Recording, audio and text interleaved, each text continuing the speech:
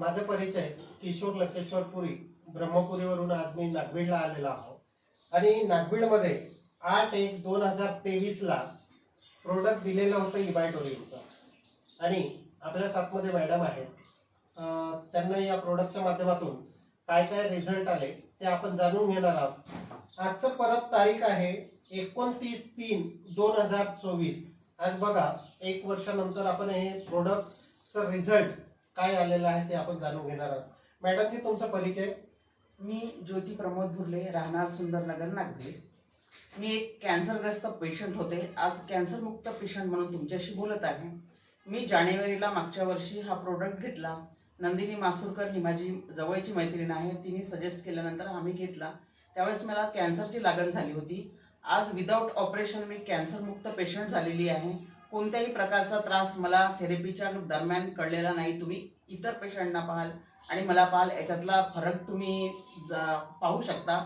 19 therapy झाल्यानंतर सुद्धा माझ्या हाताचे पायाचे कुठलेही केस गेले नाही. कुठल्याही प्रकारचा विकनेस माझ्या शरीरावर दिसत नाही. अनेक पेशंटना असं होते की 2-3 थेरपीमध्ये ते उभे राहायच्या सुद्धा कंडिशनमध्ये राहत नाही आणि अगदी ते हळकुळे होऊन जातात आणि हरवलेले होऊन जातात. आज मी सर्वसामान्य सगळे कामं करून आपलं घर व्यवस्थित चालवून मी कॅन्सरचा मुकाबला दिला आणि आज कॅन्सरला हरवलं. हे एक म्हणजे प्रशंसनीय गोष्ट आहे आणि अतिशय सुंदर निकाल, अतिशय सुंदर रिझल्ट माझा कॅन्सरचा आलेला आहे आणि आज मी संपूर्णपणे कॅन्सरमुक्त पेशंट आहे. हा माझा परिवार आहे, हे शेजारचे आहेत, ते सुद्धा तुम्हाला सांगतील. माझ्या मुली त्यांचे घरचे कामं करून, अगदी सासू माझी बेडवरची आहे, अगदी घरचं सर्व करून मी अगदी व्यवस्थित आज एक निरोगी आयुष्य जगत आहे. ओके. मॅडमची जे हे प्रोडक्ट तुम्हाला इबायटोरियमचं मासुरकर सरांच्या माध्यमातून मिळालं, हो सर. तर तुम्ही त्यांना काय धन्यवाद. बिलकुल धन्यवाद द्यायलाच पाहिजे. अगदी मनापासून धन्यवाद द्यायला पाहिजे. त्यांना जसं कळलं त्यांनी अतिशय ह्या गोष्टीचं महत्त्व जाणून दिलं मला आणि तू घाबरू नकोस असं सर्व एक मोटिवेशन दिलं की हे सगळं काय व्यवस्थित होईल.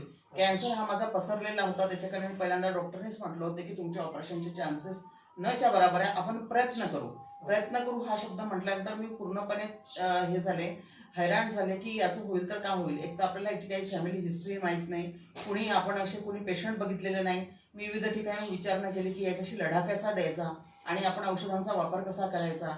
बरेच जणांनी मला असं सजेस्ट केलं की किमोथेरपीमध्ये हा पेशंट राहत नाही, तो पेशंटपेक्षा त्याची हालत खराब होते. जरी तो स्ट्रॉंगली जात असेल तरी किमोथेरपी घेतो त्यावेळेस तो अतिशय हळकुळा होऊन जातो, त्याच्या डोक्यावरचे केस कम्प्लिटली क्लीन होऊन जातात आणि डोळ्यांच्या समोर काळी छाई येऊन जाते जी तुम्हाला अतिशय वीक करते आणि बरेचसे लोक बाथरूम पर्यंत सुद्धा जाऊ शकत नाही, म्हणजे त्यांच्यामध्ये एवढा सुद्धा स्टॅमिना राहू शकत नाही. मला आज केमोथेरपीचा राऊंड अगदी 20 दिवसानंतरचा 21व्या दिवशी मला जाऊन पुन्हा दवाखान्यात जाऊन उभं राहावं लागतं आणि 3 किमोथेरपी नंतरच डॉक्टरने रिझल्ट सांगणं सुरू केलं की तुमचा रिझल्ट अतिशय पॉझिटिव्ह होता आणि तुम्ही हे स्वबळावर करत आहात. हे अतिशय प्रशंसनीय गोष्ट आहे.